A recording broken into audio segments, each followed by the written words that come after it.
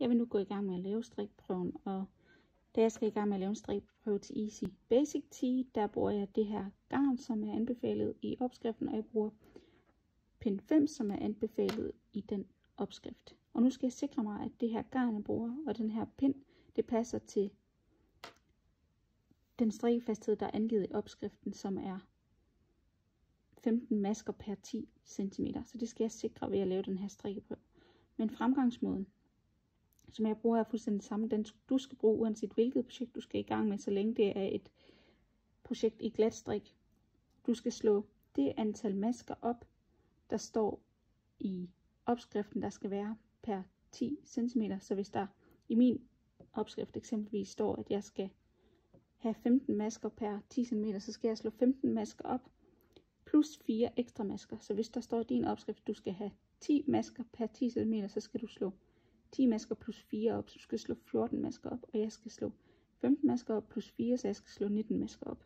Så jeg lægger lille garn til side, og så laver jeg min første maske her. Og det gør jeg ved at holde garnet sådan ved siden af hinanden, sådan her, og så snor jeg lige rundt. Og så tager jeg 2 fingre igennem her, og går om og griber fat i garnet. Trækker op i garnet, så jeg får en lille lykke sådan her. Den sætter jeg over på min strikpind. Og nu skal jeg slå resten af maskerne op. Og det gør jeg ved at lige tage 2 fingre igennem de 2 garnender. Og så holder jeg fast i garnet hernede med de andre fingre i bunden af hånden. Så nu har jeg et greb, der ser sådan her ud. Og nu skal jeg tage strikkepinden ned under garnet ved tommeltotten og rundt op over garnet ved pegefingeren. Og så trækker jeg garnet med tilbage igennem de 2 tråde i tommeltotten. Så lader jeg garnet glide ud, og jeg går ned og tager fat i garnet igen med tommeltotten.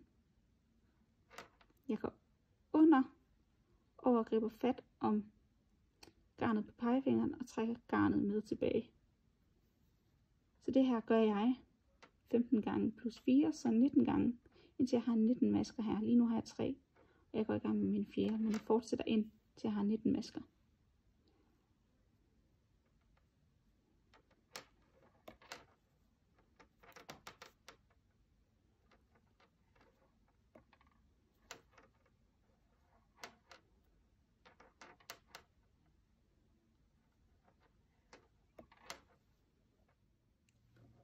Nu har jeg slået det antal masker op, jeg skal i den her opskrift.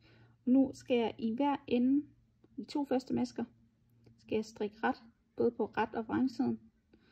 Og de 2 sidste masker på pinden skal jeg strikke ret, både på ret og vrangsiden. Så jeg starter med at strikke 2 retmasker. Og retmaskerne strikker jeg ved at gå ind den her vej. Og gå om og gribe fat om garnet.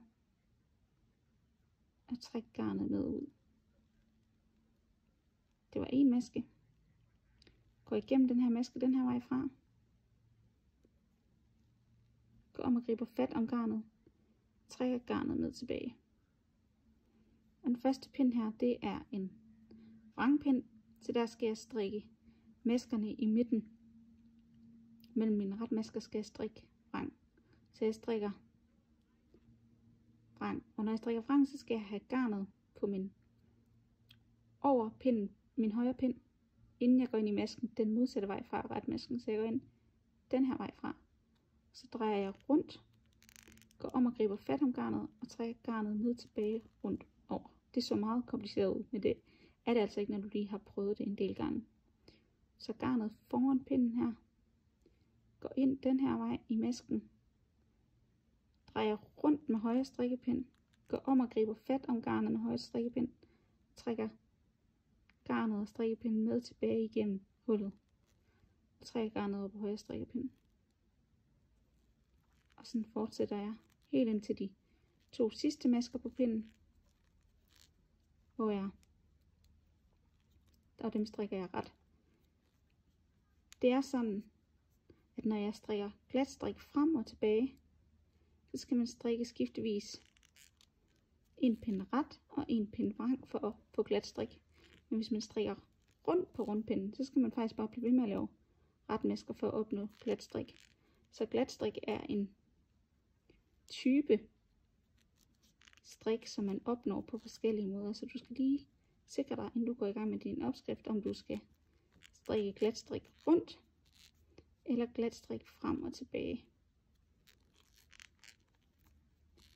Fordi det er lidt afgørende for, hvordan du så skal strikke, men det vil helt sikkert stå i den opskrift, du skal i gang med. I hvert fald hvis det er en fra vores, så står det meget udførligt beskrevet, hvad du skal.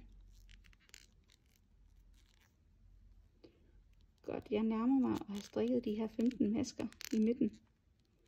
Vrang. Og du skal altså bare strikke, hvis du har en strikkefasthed på, hvor der står, at du skal have 10 masker per 10 cm, så skal du bare strikke de 10 masker i midten. Vrang nu. Og så skal du strikke 2 masker ret i enden. Dem strikker jeg ret.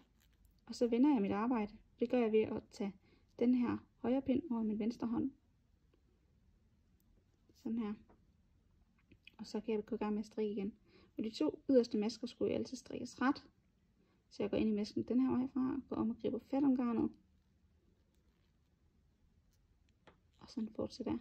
Og nu er jeg nået til ret siden af mit arbejde. Og der skal jeg strikke ret over alle maskerne. For jeg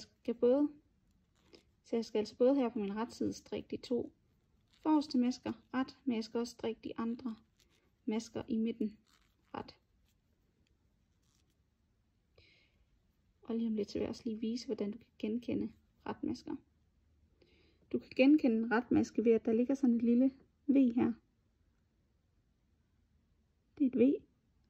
Og en vrangmaske, den ser anderledes ud. Den har sådan nogle bobler her. Lige under strikkepinden faktisk, der kan du se. Der ligger sådan nogle bobler her. Lige nede under hele vejen, der ligger bobler. Og det er altså en vrangmaske, sådan kan du kende den. Og retmaskerne kan du kende på de her små V'er, hvis du trækker ud i garnet. Og når du er på retsiden på glatstrik, så skal du strikke ret. Men når du er på vrangsiden, så skal du strikke vrang. Så derfor kan du kigge på strikken, og så kan du se, hvad du er nået til. Alt det her lyder nok som kode, hvis det er første gang du strikker. Men det lærer du lige så stille, når du går i gang med opskriften, alle de her begreber og teknikker. Godt. Så på retsiden strikker jeg alle masker ret på min strikkeprøve. Så vender jeg mit arbejde igen, og nu er jeg nået til vrangsiden, hvilket vi kan se ved alle de her bobler, der ligger her. Hele vejen hen, så er der sådan nogle bølger, og lige under maskerne, der ligger der de her bobler. Så nu er vi på vrangsiden, og på vrangsiden, der skulle vi jo stadig, selvom vi er på vrangsiden, så når vi laver en strikkeprøve, så skal vi lige lave 2 retmasker. Sådan der. Og nu skal jeg så i mit tilfælde strikke de her 15 masker vrang. Og hvis du har en opskrift, hvor du skal have 10 masker per 10 cm, så skal du altså bare strikke 10 masker vrang nu. Eller hvis du har en opskrift, hvor du skal have 16 masker på 10 cm, så skal du strikke 16 masker nu. Fordi du har jo slået det antal masker, der står angivet i opskriften op på din pind, plus 4 masker mere, som er de her 2 masker i hver ende, som giver 4, som du jo strikker på en anden måde end de andre masker. Så nu vil jeg altså bare fortsætte med at strikke frem og tilbage på min strikkepind i lang tid nu, indtil jeg også har 10 cm i højden. Så du fortsætter bare på den her måde. Med at strikke glatstrik i maskerne i midten, og så hver ende, der strikker du altså ret, uanset om du er på ret eller vrangsiden. Og det er for, at du kan genkende maskerne, når du skal til at måle din strikkefasthed. Nu er jeg på retsiden, og det ser sådan her ud. Der er en masse V'er, der ligger så på linje her. V, V og et V.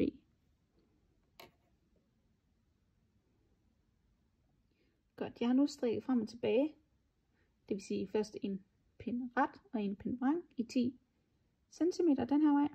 Og jeg skal nu til at lukke af, og det gør jeg ved at jeg er på retsiden. Jeg har lige strikket en vrangpind, og så strikker jeg 2 retmasker. Og så tager jeg den bagerste maske her, går ind i den med venstre strikkepind, og så holder jeg lige fast i den forreste maske med min finger, og trækker den forreste maske hen over den bagerste maske hen over den forreste. Trækker jeg en maske mere ret, trækker den bagerste maske hen over den forreste. Trækker den bagerste maske hen over den forreste, og sådan fortsætter jeg hele vejen ned til enden. Til sidst så vil jeg have en maske på min højre pind, og jeg klipper tråden her,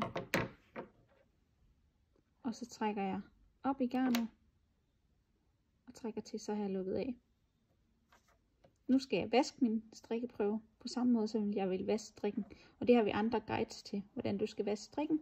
Og når strikken er vasket og tørret, så måler vi den.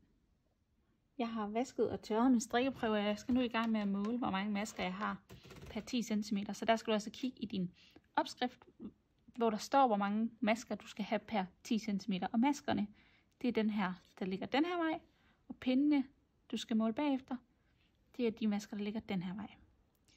Og hvis du skal have 10 masker per 10 cm, så skal du have 10 masker per 10 cm den her vej. Men jeg skal altså have 15 masker per 10 cm i den opskrift, jeg skal i gang med. Så nu skal jeg tælle, hvor mange masker jeg har den vej. Og det gør jeg bare ved at tælle de her V'er.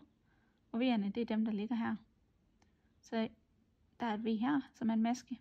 Det er 1, 2, 3, 4, 5, 6, 7, 8, 9, 10, 11, 12, 13, 14 og 15. Og det passer lige nøjagtigt med, at der er 15 masker per 10 cm, som jeg jo gerne vil have. Så det var nice. Men hvis jeg nu havde haft 16 masker, som er en maske for meget i mit tilfælde, så ville jeg være gået en pindestørrelse op, og jeg har strikket den her strikkeprøve med pind 5, og så ville jeg have strikket en ny strikkeprøve med pind 6, for at finde ud af, om jeg vil ramme strikkefastheden med 15 masker per 10 cm, hvis jeg strikker med pind 6. For det er så meget vigtigt, at jeg rammer strikkefastheden præcis, fordi en maske for meget per 10 cm kan betyde en hel størrelse. Så det vil sige, at din trøje kan blive alt for lille, hvis du har for mange masker på pinden. Så hvis du har for mange masker på pinden, skal du prøve at gå en pindestørrelse op. Og hvis du har for få masker på pinden, skal du prøve at gå en pindestørrelse ned. Nu måler vi den anden vej, hvor der gælder de samme principper. Og nu skal vi måle, hvor mange pinde vi har. Jeg håber, du har et andet målebånd end mig. Det vil være skønt for dig. Nu skal vi måle, hvor mange pinde vi har per 10 cm. Og der måler vi altså de her masker, der ligger opad her. Og der skal du selvfølgelig også have det antal pinde per 10 cm, som der står angivet i din opskrift. Så jeg starter hernede i bunden, hvor jeg så tæller maskerne, altså de her V'er, der ligger opad på samme linje. Så jeg begynder at tælle 1, 2, 3, 4, 5, 6, 7, 8, 9 og så videre, indtil jeg har det antal masker, som jeg har per 10 cm, så kigger jeg lige på målebåndet. Stemmer det så? Har jeg for mange eller for få masker? Og så der bliver lige kottet af, men princippet er altså præcis det samme med antal pinde. Hvis du har for mange masker per 10 cm, så prøv at gå en pindestørrelse op, og hvis du har for få masker, så gå en pindestørrelse ned. Det er altså rigtig vigtigt, at du laver de her strikkeprøver, så du ikke kommer galt et sted. Det er simpelthen så ærgerligt, når man har strikket på livet løs, og så passer trøjen ikke. Så husk dem. Det er min bedste anbefaling. Rigtig god strikkelyst.